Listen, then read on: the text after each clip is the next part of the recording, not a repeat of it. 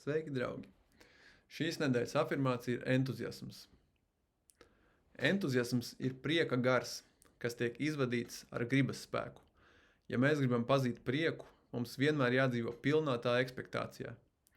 Pat pasaulīga laime nenāks pie tiem, kas to pieprasa drūmi, vai kas priekš tā strādā ar nodurtu skatienu. Lai sasniegtu laimi, ir jāstrādā ar laimi. Lai sasniegtu dievišķu prieku, ir jābūt dedzīgi, entuziastiskam visā, ko kāds dara. Nekad nepieņem, nekad nenostum malā to smalko šaubu sajūtu, kas pavada nepatiesu, emocionālu entuziasmu. Vienmēr mēģini ļaut Dieva priekam izpausties caur tevi. Tādējādi tavs entuziasms augs, beidzot kļūstot par viņa prieku. Un tagad afirmācija 2 reizes skaļi, tad klusāk un čukstus, un tad es atkārtošu balsī, bet jūs atkārtojat tikai mentāli pie sevis.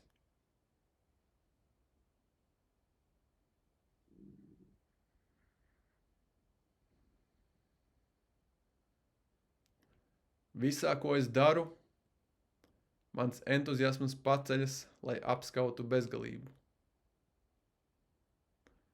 Visā, ko es daru, mans entuziasms paceļas, lai apskautu bezgalību. Un tagad nedaudz klusāk. Visā, ko es daru, mans entuziasms paceļas, lai apskautu bezgalību. Visā, ko es daru, mans entuziasms paceļas, lai apskautu bezgalību.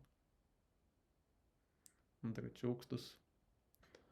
Visā, ko es daru, mans entuziasms paceļas, lai apskautu bezgalību. Visā, ko es daru, mans entuziasms paceļas, lai apskautu bezgalību. Un tādā atkārtojiet tikai mentāli pie sevis, nekustinot lūpas vai mēli, un pakāpeniski paceliet savu apziņu uz punktu starp uzacīm.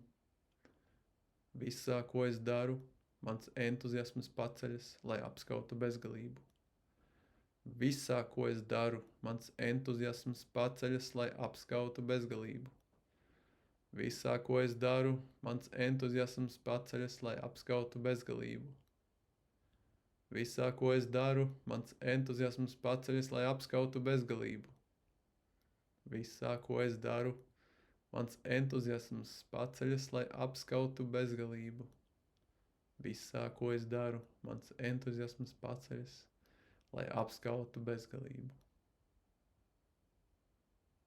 Un turpiniet vēl rezonēt šo afirmāciju savā punktā starp uzacīm.